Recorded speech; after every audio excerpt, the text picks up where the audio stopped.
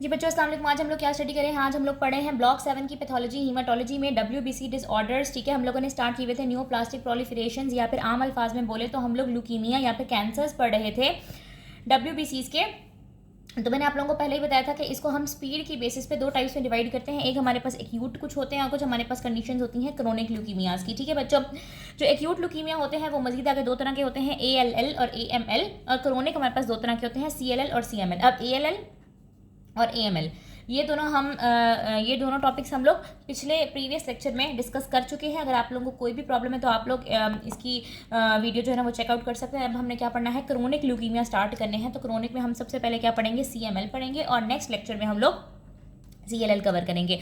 ठीक है बच्चों, CML जैसे कि नाम बता रहा है, क्रोनिक माइलाइड ल्यूकीमिया। तो सबसे पहले हम इसको ब्रेक करते हैं कि ये क्या कहता है आपको। क्रोनिक का मतलब क्या है कि ये एक ऐसा ल्यूकीमिया होगा, ये एक ऐसा कैंसर होगा जिसकी प्रोग्रेशन स्लो होगी, जिसके सिम्टम्स लेस एग्रेसिव होंगे, यानी कि ये आहिस्ता आहिस्ता प्रोग्रेस करेगा। और सबसे इंपॉर्टेंट बात कि इसके अंदर जो मेच्योर सेल्स होते हैं, रिलेटिवली मेच्योर सेल्स, वो ब्लड में आना शुरू होंगे। ठीक है बच्चों, जैसे हमारे पास ये माइलाइड सीरीज है ना, माइलाइड लीनिएज क्या होता है हमारे पास, माइलोब्लास्ट, प्रोमाइलोसाइट, माइलोसाइट, मेटामाइलोसाइट, बैंड फॉर्म, और उससे फिर आगे न्यूट्रोफिल, इओसिनोफिल, बेसोफिल और मोनोसाइट बनते हैं। तो एक्यूट में हमारे पास क्या होता है कि ब्लास्ट सेल्स ब्लड में आ रहे होते हैं। क्रोनिक है तो इसके अंदर लेटर प्रिकर्सर जैसे कि मेटामाइलोसाइट या बैंड फॉर्म, ये चीज़ें जो है ना वो ब्लड के अंदर आनी शुरू होंगी। खराब वाले सेल्स ही होंगे लेकिन जरा लेटर प्रिकर्सर्स होंगे जो ब्लड के अंदर आ रहे होंगे। ठीक है, तो क्रोनिक से हम लोग को ये बात समझ आ गई कि relatively mature cells are coming to blood, it has slow progression and is less aggressive. अब माइलाइड से हमें क्या पता चल रहा है कि ये माइलाइड लीनिएज को इफेक्ट करता है। हमने पहली बात की थी कि दो तरह की लीनिएज होती है हमारे पास, एक होती है माइलाइड, एक होती है लिम्फॉइड। लिम्फॉइड में हमारे पास क्या थे, T cells, B cells, natural killer cells. Myeloid में हमारे पास न्यूट्रोफिल्स, इओसिनोफिल्स, बेसोफिल्स, मोनोसाइट, इसके अलावा RBCs, प्लेटलेट्स। तो इसने कौन सी लीनिएज को अफेक्ट करना है, इसने माइलाइड लीनिएज को अफेक्ट करना है और उनकी बहुत ज़्यादा प्रोलिफरेशन करवा देनी है, एक्सेसिव उनका नंबर इंक्रीज हो जाएगा। और नेक्स्ट वर्ड हमारे पास ल्यूकीमिया है, तो उससे हमें पता चल रहा है कि ये ब्लड फॉर्मिंग सेल्स का कैंसर होगा जो बोन मैरो और ब्लड को अफेक्ट करता है, लिम्फ नोड्स या इन चीज़ों को अफेक्ट नहीं करता। ठीक है, तो हम लोगों ने इसका ब्रेकअप पढ़ लिया, क्रोनिक, माइलाइड, ल्यूकीमिया। क्रोनिक का क्या मतलब है, माइलाइड का क्या मतलब है, ल्यूकीमिया का क्या मतलब है। अब हम देखते हैं कि ये कौन से एज ग्रुप को ज़्यादा अफेक्ट करता है। तो बच्चों 25 से लेकर 60 साल की एज को ये अफेक्ट कर सकता है। अब इसमें इतनी ज़्यादा जो है ना वो याद करने की बात इसमें नहीं है। जैसे मैंने आपको बताया था ALL जो है ना वो चाइल्डहुड को अफेक्ट कर रहा होता है और AML जो है ना वो लेटर 50-60 ईयर्स ओल्ड को अफेक्ट कर रहा होता है। अब इसमें तो 25 से 60 बहुत ही लंबा वो है ना, तो इसका सिनेरियो में इतना इंपॉर्टेंट रोल नहीं होगा गैस करने में। लेकिन ये कहता है कि 4th और 5th डिकेड यानी कि 40 से 50 साल की उम्र के अफराद को ये ज़्यादा अफेक्ट करता है। ठीक है, हमने इसकी एज ग्रुप देखी। अब हम बात करते हैं पैथोजेनेसिस की। हमें पता है कि जो भी हमारे पास न्यूप्लास्टिक प्रोलिफरेशन होती है, जो भी कैंसर होता है वो बेसिकली म्यूटेशन की वजह से हो रहा होता है। जीन, क्रोमोसोम्स, न्यूक्लियस, इन सब में कोई खराबी आ रही होती है। तो यहाँ पे कौन सी म्यूटेशन है बच्चों, यहाँ पे है 922 ट्रांसलोकेशन। ठीक है, अब इतना तो आपको पता है कि 9 का क्या मतलब है कि 9th क्रोमोसोम, 22 का मतलब है 22 क्रोमोसोम, और ट्रांसलोकेशन का मतलब है कि इनकी जीन की आपस में स्वैप हो गए हैं, जीन स्वैप हो गए हैं, जीन की तब्दीली हो गई है, जीन की फ्यूजन हो गई है, कुछ भी हो सकता है। T922 यानी कि 922 translocation involving ABL and BCR gene. ठीक है, अगर आप लोगों को याद हो ये 922 तो ये हम लोगों ने ALL में भी पढ़ा था। ठीक है, 9 बहुत इंपॉर्टेंट है इसकी ट्रांसलोकेशन। 922 ट्रांसलोकेशन, 9 क्रोमोसोम पे क्या है ABL जीन और 22 पे क्या है BCR जीन। अब जब इनकी फ्यूजन हो जाएगी तो उसे हमारे पास बनेगा Philadelphia chromosome, BCR ABL chimeric gene बन जाएगी। ठीक है बच्चों, 9 क्रोमोसोम के ऊपर ABL पार्ट अलग था और 22 के ऊपर BCR पार्ट अलग था, ये अलग अलग अपना काम कर रहे थे। अब जब इनकी फ्यूजन हो जाएगी तो इनका वो काम बहुत ज़्यादा बढ़ जाएगा। ठीक है, ये फिलाडेल्फिया क्रोमोसोम क्रिएट हो जाएगा और BCR ABL की काइमेरिक या फिर फ्यूजन जीन क्रिएट हो जाएगी, एक एबनॉर्मल फ्यूजन जीन क्रिएट हो जाएगी। ठीक है, यानी कि ये हमारे पास दो डिफरेंट जीन्स थी जो नॉर्मली काम कर रही थी। अब ये दोनों ना आपस में मिल गई हैं तो इनका काम क्या हो गया, एबनॉर्मल। अब नॉर्मली ये क्या काम कर रही थी, फॉर एग्जांपल अगर हम ABL की बात करें तो ABL जो है ना वो हमारे पास BCR ABL कह रहे हैं ना हम इसको, BCR ABL काइमेरिक जीन बन गई है। तो ABL ने क्या करना होता है बच्चों, ABL इनकोड करता है टायरोसिन काइनेज को। ठीक है, टायरोसिन काइनेज हमारे पास एक ऐसा एंजाइम होता है जो सेल की ग्रोथ को, सेल के प्रोलिफरेशन को कंट्रोल कर रहा होता है। ये हमारे पास एक कंट्रोल्ड ग्रोथ स्विच के तौर पर काम करता है और ये स्विच नॉर्मली ऑफ रहता है। ठीक है, जब डिवीजन की जरूरत होती है सिर्फ तभी ये ऑन होता है और सेल जो है ना वो जल्दी जल्दी डिवाइड हो जाते हैं और उसके बाद ये ऑफ हो जाते हैं। यानी कि इसका एक काम था इसका, इसने अपना काम किया, इसने सेल की ग्रोथ कराई, प्रोलिफरेशन कराई, उसके बाद ये बंद हो गया।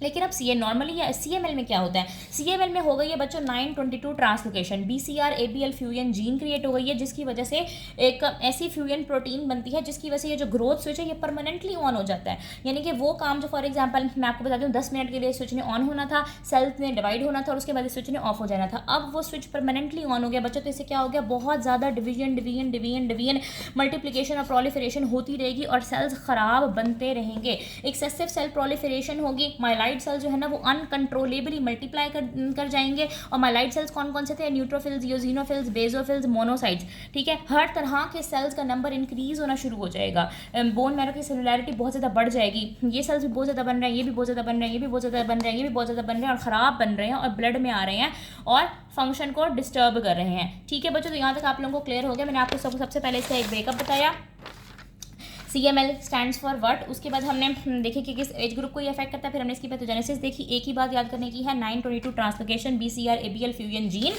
जिसकी वजह से फंक्शन हो जाएगा डिस्टर्ब। आप ये चीज़ें ना मैं आपको समझाने के लिए बताती हूँ, आपसे पेपर में बस 922 के बारे में ही पूछा जाएगा, कोई आपसे ये नहीं कहेगा कि आप टायरोसिन काइनेज का मुझे नॉर्मल फंक्शन बताओ। ठीक है, ये चीज़ें तो इसलिए ना ताकि आप लोगों को क्लियर हो सके और आप लोगों की बुक के अंदर भी हर चीज़ मिक्सअप हुई है, तो मैं कहती हूँ ज़रा बेहतर तरीके से बच्चों को बता दिया जाए। ठीक है, अब हम इसकी मॉर्फोलॉजी की बात करते हैं बच्चों के, आप लोगों को बोन मैरो कैसी नजर आएगी, आप लोगों को ब्लड कैसा नजर आएगा। अब यहाँ तक तो आप लोगों को बात क्लियर हो गई है कि ये तमाम जो माइलाइड सेल्स है ना उनको अफेक्ट करे, यानी कि न्यूट्रोफिल, यूजिनोफिल्स, बेजोफिल्स, मोनोसाइट्स, हर तरह के सेल्स। तो इसलिए इस तरह के ल्यूकीमिया को गार्डन पार्टी भी कहते हैं। जिस तरह गार्डन होता है, गार्डन के अंदर हर तरह के फ्लावर्स होते हैं, तो इस तरह ब्लड की में भी हमें हर तरह के ल्यूकोसाइट्स मिलेंगे। ल्यूकोसाइट का काउंट बहुत रेज हो जाता है, बहुत ज़्यादा रेज हो जाता है। नॉर्मली 4000 से 11000 सेल्स पर माइक्रोलीटर, तो यहाँ पे 1 लाख सेल्स पर माइक्रोलीटर बन जाते हैं। बोन मैरो का वही हाल है, हाइपर सेलुलर, हर तरह के कैंसर के अंदर बोन मैरो हाइपर सेलुलर ही होती है।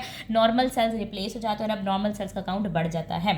और एक इंपॉर्टेंट पॉइंट ये कि it affects all types of cells in the blood, mainly neutrophils, granulocyte को इफेक्ट करता है, लेकिन बेजोफिल्स, यूजिनोफिल्स, हर तरह के सेल्स को जो है ना वो ब्लड में उनका काउंट बढ़ा रहा होता है। और एक इसका इंपॉर्टेंट फीचर है स्प्लीनोमेगैली।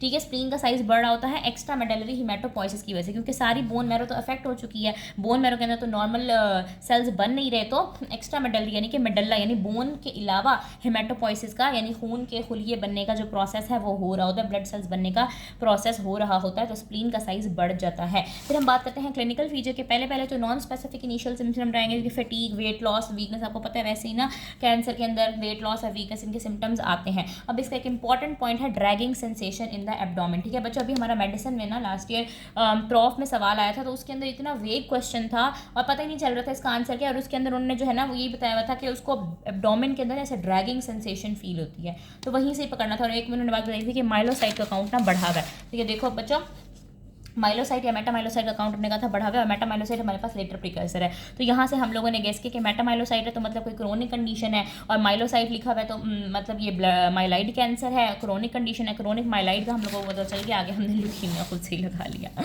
ठीक है बच्चों, तो इसके अंदर नॉन स्पेसिफिक सिम्टम्स आते हैं, ड्रैगिंग सेंसेशन होती है एब्डोमेन के अंदर स्प्लीनोमेगैली की वजह से। ठीक है, बाकी कुछ चीज़ें मैं आपको बुक से दिखा देती हूँ, इतनी ज़्यादा इंपॉर्टेंट बात नहीं है। वो कह रहा है कि अगर इलाज ना भी कराएं तब भी इसका मीडियन सर्वाइवल 3 साल तक का होता है, और उसके बाद इसकी कुछ कॉम्प्लिकेशन बताई गई जिसमें ब्लास्ट, क्राइसिस वगैरह का बताया हुआ है। और ट्रीटमेंट क्या है, टायरोसिन काइनेज के इनहिबिटर लगाएंगे, क्योंकि टायरोसिन काइनेज की वजह से ही सारा मामला खराब हो रहा है। तो उम्मीद है आप लोगों को समझ आ गई होगी, इतनी ज़्यादा इसके अंदर कुछ भी समझने वाली बात है नहीं वैसे ना। मैं इसको फिर भी यहाँ से दिखा देती हूँ, क्रोनिक माइलाइड ल्यूकीमिया, ये देखो पहले इसकी एज बताई हुई है, कौन सी एज ग्रुप को ये अफेक्ट करता है, 25 to 60 ईयर्स ऑफ एज को। फिर उसने यहाँ पे बताया हुआ है कि जो है ना BCR ABL जीन की फ्यूजन हो जाती है 9 और 22 क्रोमोसोम के ऊपर, इसकी वजह से फ्यूजन जीन बन जाती है। और ना फिर वो वही कह रहा है कि टायरोसिन काइनेज बेसिकली क्या होता है, ग्रोथ फैक्टर होता है ना। नॉर्मली ये ग्रोथ फैक्टर या ग्रोथ से जो है ना वो ऑफ रहता है, लेकिन अब इस कंडीशन में क्या होता है कि ग्रोथ फैक्टर डिपेंडेंस जो है ना वो खत्म हो जाती है। ग्रोथ फैक्टर के ऊपर प्रोजेनेटर्स की डिवीजन डिपेंड ही नहीं कर रही होती, प्रोजेनेटर खुद बहुत डिवाइड हुए जा रहे होते हैं। Growth factor dependence of CML progenitors is greatly decrease by constitutive signal generated by BCR ABL that mimic the effects of growth factor receptor activation और एक्टिवेशन ऑफ RAS।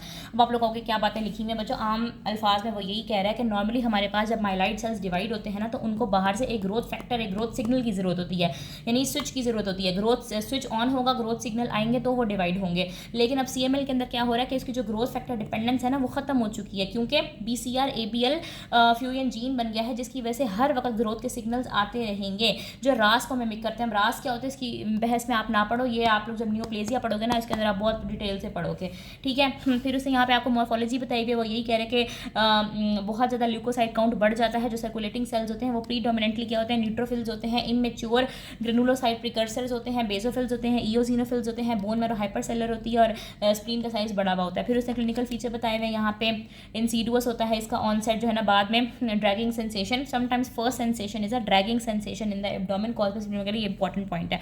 फिर वो कह रहे हैं कि CML को हमने ना ल्यूकोमाइड रिएक्शन से फ़र्क करना आना चाहिए। ल्यूकोमाइड रिएक्शन हमारे पास क्या होता है, ल्यूकोमाइड रिएक्शन के अंदर भी ना ग्रेनुलोसाइट का काउंट बढ़ रहा होता है और CML के अंदर भी ल्यूकोसाइट का काउंट बढ़ रहा होता है। अब दोनों के दरमियान फ़र्क क्या होता है कि CML हमारे पास जीन की खराबी 922 ट्रांसलोकेशन की वजह से होता है, लेकिन ल्यूकोमाइड रिएक्शन हमारे पास इन्फेक्शन, स्ट्रेस या फिर इन्फ्लेमेशन या फिर नियोप्लाज्म्स की वजह से होता है। तो इस डिस्टिंक्शन को हम कैसे अचीव करते हैं, हम लोग टेस्ट वगैरह कराते हैं बच्चों, हम लोग karyotyping, fluorescence in situ hybridization और PCRS वगैरह करा रहे होते हैं। इस पर ना बहुत एक्स्ट्रा बातें लिखी हैं, जो बात याद करने की है ना वो बस 922 ट्रांसलोकेशन है, इसकी मॉर्फोलॉजी याद करने की और क्लिनिकल फीचर में dragging sensation in the abdomen याद करने की है। फिर वो यही कह रहा है कि इसकी स्लो प्रोग्रेशन होती है, विदाउट ट्रीटमेंट में मीडियन सर्वाइवल 3 साल का होता है। फिर वो कह रहा है कि ना एक्सेलरेटेड फेज के अंदर जो है ना वो कैंसर एंटर हो सकता है, जिसके अंदर एनीमिया हो सकता है, थ्रोम्बोसाइटोपिनिया हो सकता है। इसके अलावा कुछ केसेस के अंदर ब्लास्ट क्राइसिस भी हो जाती है, ठीक है। और फिर उसने आपको ये बताया है कि हम ट्रीट किस तरह से कर रहे होते हैं, टाइरोसिन काइनेज इनहिबिटर्स लगा रहे होते हैं, ठीक है बच्चों। उसके बाद हम जो नेक्स्ट टॉपिक पढ़ेंगे ना इंशाल्लाह वो CLL होगा। आप लोगों को कोई भी कन्फ्यूजन होती है, कोई भी बात समझ नहीं आती तो you can always ask me and please do support my channel and share with your friends as well.